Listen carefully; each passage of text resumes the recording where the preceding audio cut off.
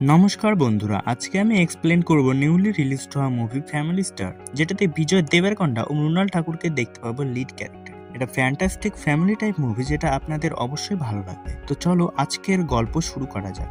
Movie শুরুতেই এক বাড়িতে একটি ইন্দু নামের মেয়ের বিয়ের আয়োজন চলছিল। তো ইন্দুকে মন খারাপ দেখে একটি লেডি মজা করে বলে, এমন কি পরীক্ষায় ফেল করেছো যে আজকের দিনেও মন খারাপ? ইন্দু বলে যে জীবনের পরীক্ষায়। তখন ইন্দু তার কাহিনী বলতে শুরু করে দেয় আর মুভি ফার্স্টে চলে যায়, যেখানে দেখানো হয় যে গোবর্ধন নামের একটা ছেলে, যে একটা মধ্যবিত্ত পরিবার থেকে বিলং করে, সে বাড়ির ছোট ছেলে হয়েও নিজের বাড়ির সব দায়িত্ব নিয়েছে। তার দুজন বড় ভাই আছে। এক ভাই মদের নেশায় সারাদিন ডুবে থাকে, আর এক ভাই বিজনেস করতে চায় কিন্তু ফেল হয়ে যায়। তাই তার দুই ভাইয়ের বউ বাচ্চার দায়িত্ব গোবর্ধন নিজের কাঁধেই নিয়েছে। আর তার একটা দিদাও আছে, যেহেতু তার মা বাবা নেই তাই সে তার দিদাকে অনেক ভালোবাসে। তারপর সকালে উঠে আমাদের হিরো তার বৌদিদের সঙ্গে খাবার বানাতে সাহায্য করে। তখনই তার বড় বৌদি তার বাচ্চাদের স্কুলে নতুন জুতো কেনার জেদে তাকে মারছিল। তখন সে কথা দেয় যে সন্ধেবেলা অফিস থেকে ফেরার পথে জুতো কিনে আনবে। সে অফিসে যাওয়ার সময় তার একটা মেজো ভাই তার কাছে বিজনেসের জন্য কিছু টাকা চাইছিল। গোবর্ধন তখন বলে যে সে দুদিনের মধ্যে তাকে টাকার ব্যবস্থা করে দেবে। তারপর সে তার দিদাকে বসে থাকা দেখে একটু বকা দিয়ে বলে যে সারাদিন বসে না থেকে একটু হাঁটাচলা করতে, তাছাড়া তার আরো শরীর খারাপ করবে। তখন তার দিদা তাকে কাছে এসে বসতে বলে আর বলে যে পায়ের জুতোটা খোল। তখন গোবর্ধন জুতো খুলে তার দিদা তার পায়ের তালুতে কালো টিকা লাগিয়ে দেয় আর বলে যে তুইও তাড়াতাড়ি বিয়েটা করে নে। তখন গোবর্ধন বলে যে আমি এখন বিয়ে করতে চাই না। বাড়িতে এত সমস্যার মধ্যে যদি আমি বিয়ে করি আর আমার বউ যদি ভালো না হয়, তাহলে পুরো সংসারকে তছনছ করে দেবে। এর থেকে বোঝা যায় যে গোবর্ধন তার পরিবারকে কতটা ভালোবাসে। তারপর সে অফিসে যাওয়ার সময় পেট্রোল পাম্প থেকে 23 টাকার পেট্রোল ভরায়, কারণ সে ছোট ছোট খরচা বাঁচিয়ে পুরো পরিবারকে একাই সামলায়। তারপর সে অফিসে একটা নতুন বিল্ডিং এর ডিজাইন নিয়ে যায়, যার থেকে বোঝা যায় যে গোবর্ধন একটা সিভিল ইঞ্জিনিয়ার। আর আজকে সে অফিসে নতুন বিল্ডিং এর প্রেজেন্টেশন দেবে। সে প্রেজেন্টেশন দেওয়ার পর বস তাকে অনেক সুনাম করে। কিছুক্ষণ পর গোবর্ধনের কাছে একটা মেয়ে আসে, আর তাদের কথাবার্তা শুনে মনে হয় যে মেয়েটা গোবর্ধনকে অনেকবার প্রপোজও করেছে, কিন্তু গোবর্ধন রিজেক্ট করে দিয়েছে, কারণ সে জানে মেয়েটাকে বিয়ে করলে তার ফ্যামিলি থেকে তাকে আলাদা করে দেবে। তারপর সে রাতে তার দাদাকে মদের দোকানে নিতে যায়, কিন্তু তার দাদা তার সঙ্গে আসে না, যেটা থেকে বোঝা যায় যে তাদের মধ্যে সম্পর্ক ভালো নয়। আর সম্পর্ক কেন ভালো নয় তা আমরা মুভিতে আগে দেখতে পাই। তার পরের সিনে গোবর্ধনের কাকাকে একটা গুন্ডা ভয় দেখিয়ে তার জমি কবজা করে নিতে চায়। গোবর্ধনকে তার কাকা সেটেলমেন্ট করিয়ে দেওয়ার জন্য ডাকে। গোবর্ধন এসে শান্তভাবেই কথা বলছিল, কিন্তু তারপর সে গুন্ডাদেরকে পিটিয়ে ভাগিয়ে দেয়। আর হেল্প করার জন্য গোবর্ধনকে তার কাকা 50,000 টাকা দিয়েছিল। তারপর যখন গোবর্ধন রাতে বাড়িতে এসে ছোট বোতলে মদ ভরে নিয়ে ছাদে যায়, তখন তার দিদা বলে যে ওই উপরের ঘর ভাড়া দিয়ে দিয়েছে।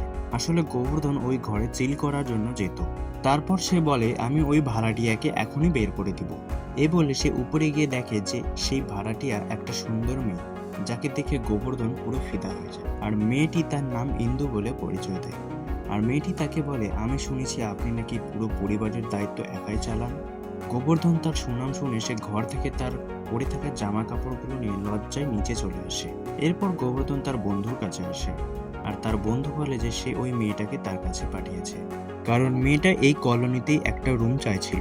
তারপর সিন ফ্ল্যাশব্যাকে যায়, আর তার বন্ধু মেয়েটাকে বলে যে একটা রুম তো আছে, কিন্তু ওই ফ্যামিলির সঙ্গে তোমার প্রবলেম হবে, যেটাতে ইন্দু বলে যে যে কোনো একটা সিঙ্গেল রুম হলেই চলবে। তারপর তার বন্ধু গোবর্ধনকে বলে যে আমার তো মনে হয় ওই মেয়েটি তোর উপরে নজর রাখছে, কারণ এই কলোনিতে আরো অনেক থাকার রুম আছে, কিন্তু ওই তো তোর বাড়িতে থাকার জন্যই রাজি হয়ে গেল। এরপর ইন্দু একদিন কলেজ যাচ্ছিল, তখন ইন্দু গোবর্ধনকে দেখে বলে যে আমাকে কলেজে রেখে আসবে একটু, যেটাতে গোবর্ধন বলে যে 1 লিটার পেট্রোল ভরে দিলে রেখে আসবো।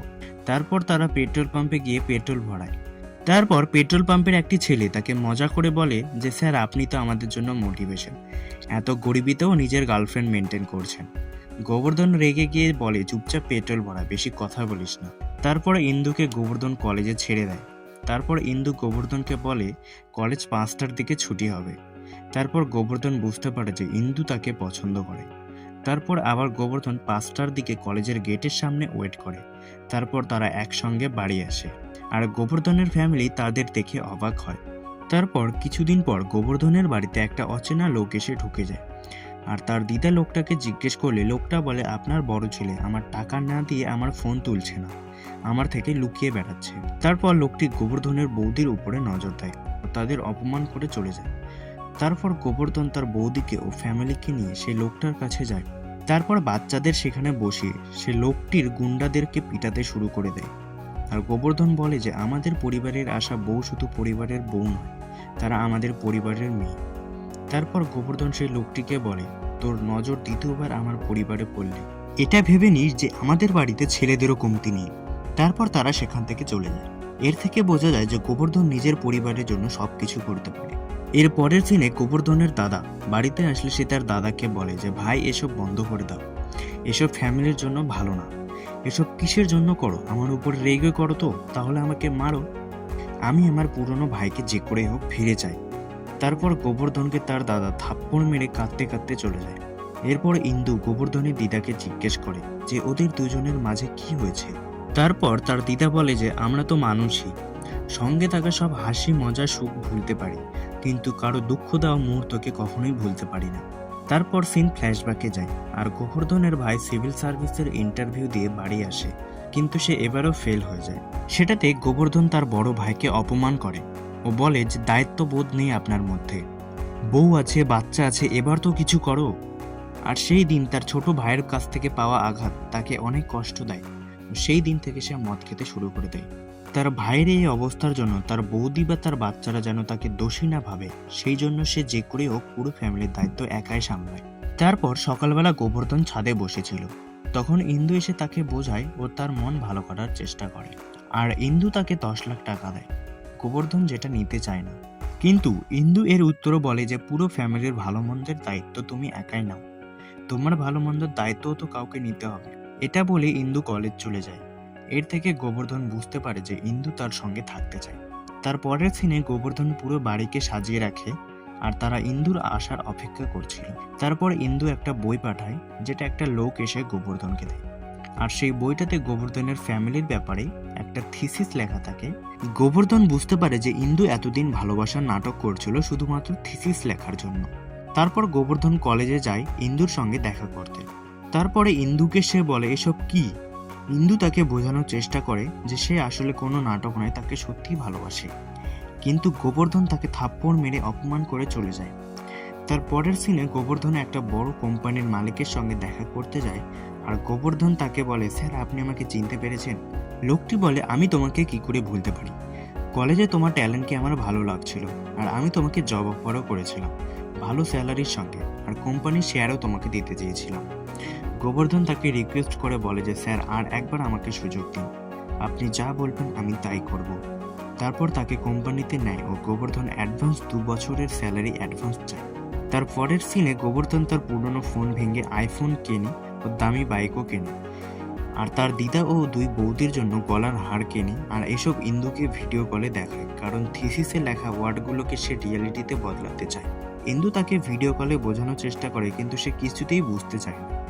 তারপর সে অফিসের বসের কেবিনে এসে দেখে যে ইন্দু সেখানে বসেছিল, আর বস বলে যে এই আমার মেয়ে ইন্দু আর এই কোম্পানির সিইও হয়। সেটা শুনে গোবর্ধনের পায়ের নিচের মাটি সরে যায়। এরপর সে রাতের বেলা তার বন্ধুদের বলে যে আমি ইন্দুর সঙ্গে কাজ করতে পারবো।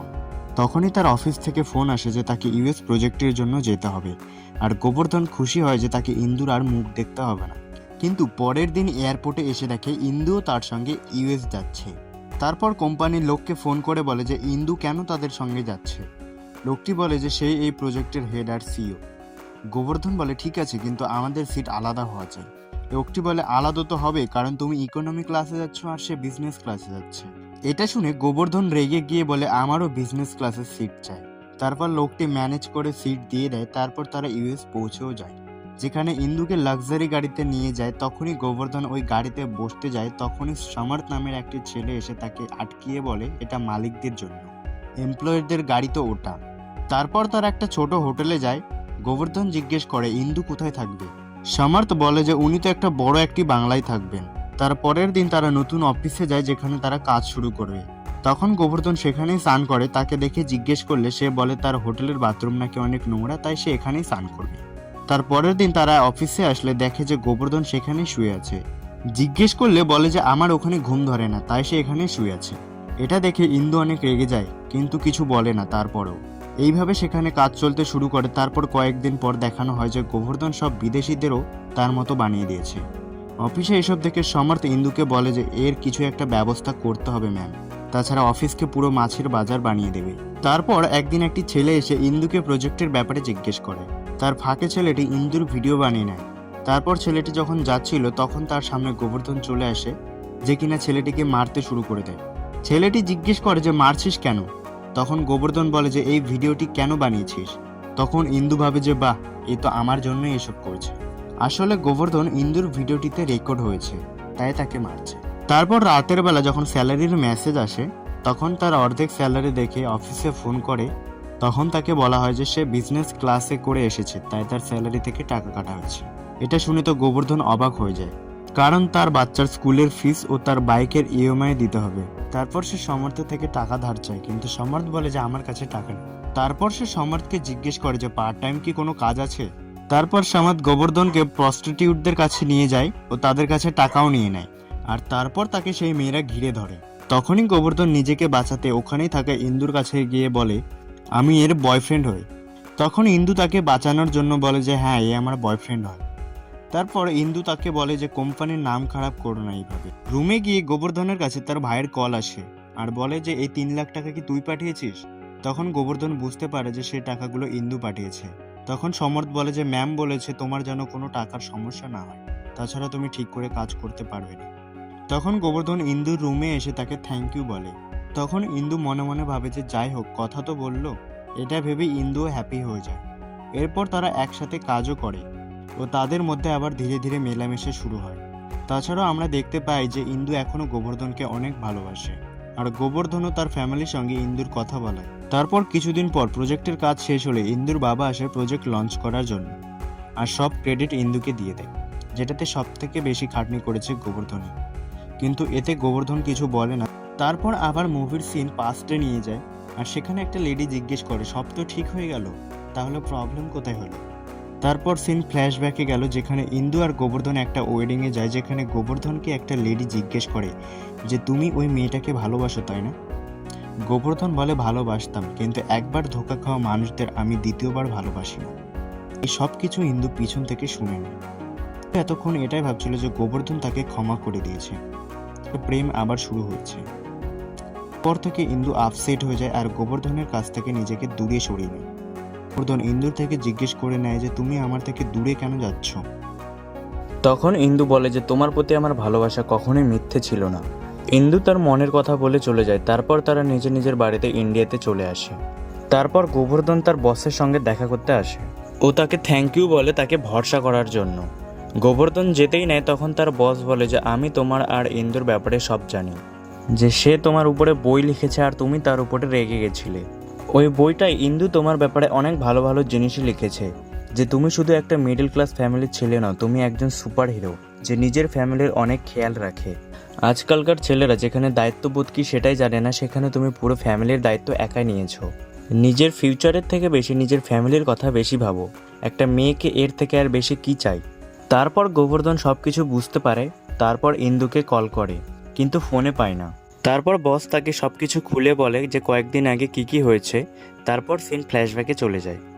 আসলে ইন্দুর বাবার কাছে একটা বড় মন্ত্রী এসেছিল, যে বলে আমার ছেলে আমার পরে মন্ত্রী হতো, কিন্তু সে ইউএস ঘুরতে গিয়ে একটা ছেলের সঙ্গে তার ঝগড়া হওয়ার পর তার অ্যাক্সিডেন্ট হয়। তারপর সে কোমাতে চলে যায়। তাই আমি আমার ছেলের সঙ্গে তোমার মেয়ের বিয়ে দেবো, যেন সে তার ভালো করে খেয়াল রাখতে পারে, আর এটাও না হলে আমি তোমার পরিবারকে ধ্বংস করে দেব। তারপর গোবর্ধন তার দিদাকে নিয়ে সেই মন্ত্রীর বাড়িতে চলে যায়, যেখানে গিয়ে সে বইটা সবাইকে দিতে শুরু করে আর ইন্দুকে ডাকে, আর বইটা লেখার জন্য ইন্দুকে থ্যাংক ইউ বলে। কিন্তু ইন্দু তো তার উপর এখনও রেগে আছে। আর মন্ত্রীটা তখন লোক নিয়ে আসে ও গোবর্ধনকে মারতে শুরু করে দেয়। প্রথমে তো আমাদের হিরো মার খায়, কিন্তু যখন ইন্দু তার নাম নেয় তখন গোবর্ধনও গুন্ডাদের মারতে শুরু করে দেয়। তারপর গোবর্ধন সে মন্ত্রীকে হুমকি দেয় আর বলে যে তুমি এটাই চাও তো তোমার ছেলের কেউ খেয়াল রাখুক। তখন গোবর্ধন বলে ইন্দু নয়, আমি নিজে তোমার ছেলের খেয়াল রাখবো। তারপর ওই মন্ত্রীও রাজি হয়ে যায় আর গোবর্ধন আর ইন্দুর ধুমধাম করে বিয়ে হয়। আর মুভিটা এখানেই শেষ হয়। আর এই মুভিটা খুব ফানি এবং তোমাকে এটা বোঝাবে যে ফ্যামিলির গুরুত্ব কতটা। আশা করছি তোমাদের মুভিটা অবশ্যই ভালো লেগেছে, তাই লাইক, কমেন্ট ও সাবস্ক্রাইব অবশ্যই করবে।